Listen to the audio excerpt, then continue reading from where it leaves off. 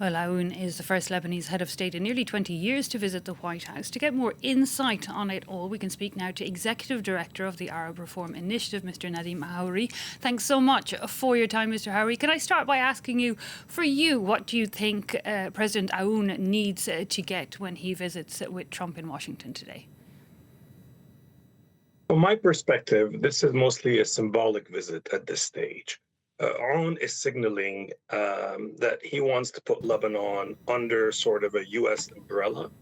And what he's getting in return is this symbolic visit to Washington, D.C. Specifically, Aoun is also hoping that the U.S. can exert more pressure on the Israelis to actually give some material gains to the Lebanese state and the Lebanese government by withdrawing from more areas. The Israelis are still playing games. So you mentioned in your report some of these villages, the 3 villages that Israel is supposed to pull out from. But actually, of the 3, 2 of them were not occupied by Israel. Israel was simply preventing the Lebanese army from deploying by saying they would attack. So Froum, the example that was in your documentary, was not occupied. So for now, Israel is still trying to gain time. And I think not much will really materialize before the Israeli elections early this fall.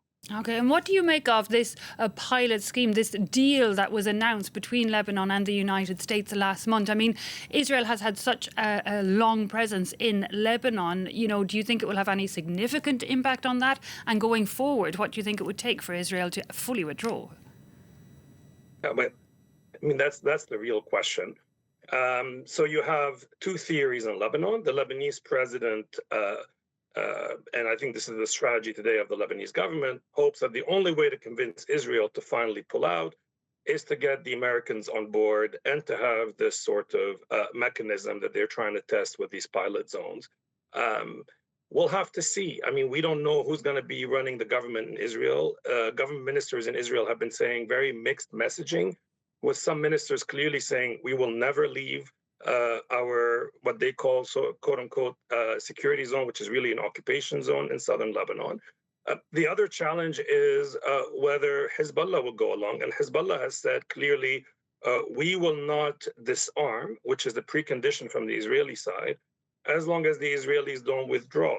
So you see, there's a bit of a chicken and egg problem, and in the middle of all of this, the Lebanese government is hoping that one, the Americans can exert pressure on Israel, and 2, that perhaps if there's a breakthrough between the US and Iran on their negotiations, then the Iranians can sort of ask Hezbollah to be more cooperative.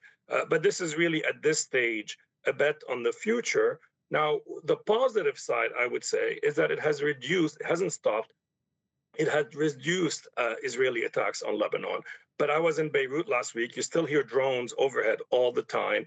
And there are still large parts of Lebanon under Israeli occupation. Can you tell us a bit more about what you think the United States will be looking for? What will motivate them to, you know, come in with more pressure against Israel and to stand beside what Aoun wants them to support for Lebanon?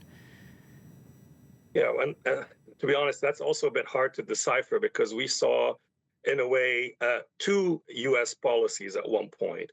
There was a policy being driven by J.D. Vance in Islamabad, which was willing at some point a few weeks ago, but not that long ago, to put Lebanon in a way as a negotiating card with Iran and to give Iran what they wanted, which is a symbolic win in Lebanon by saying the Iran-US negotiations led to the withdrawal of the Israelis.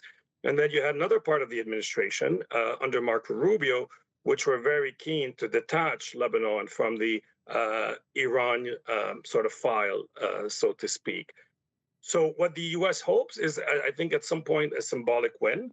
But also more strategically, we're seeing the U.S., particularly over the last 2 weeks, really adopt what seems to be a new containment strategy towards Iran.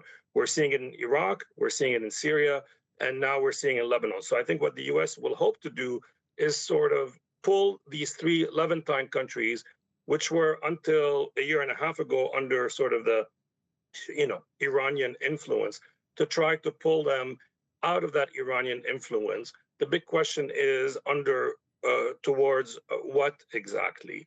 If they, do they want to pull them towards a Abrahamic Accords type setting where Israel is the central player? or will they actually favor another ally of theirs, Turkey, which already has very strong relations with Syria? And that is something that we're waiting to see how that develops. Before we leave you, can you just, I mean, so much has happened over the last few months, and a lot of this, as we were saying earlier, comes down to Hezbollah as well and the role they will play. I mean, how strong do you see Hezbollah in Lebanon today?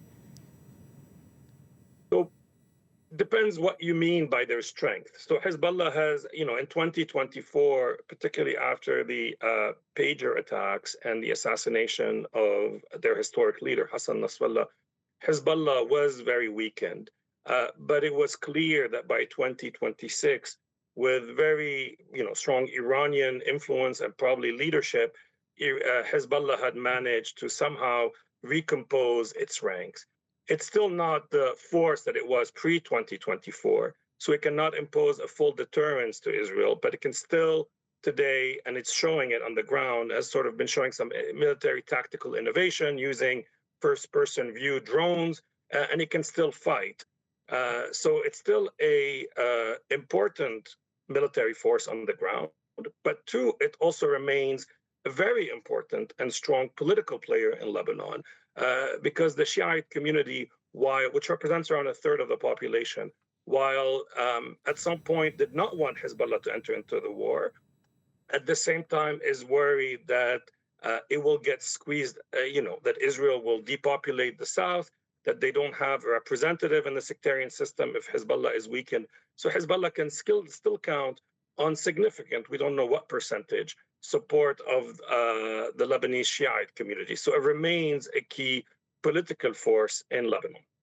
Nadim Houry, we'll have to leave it there. Thank you so much for your time and your insight. Nadim Houry there, Executive Director of the Arab Reform Initiative.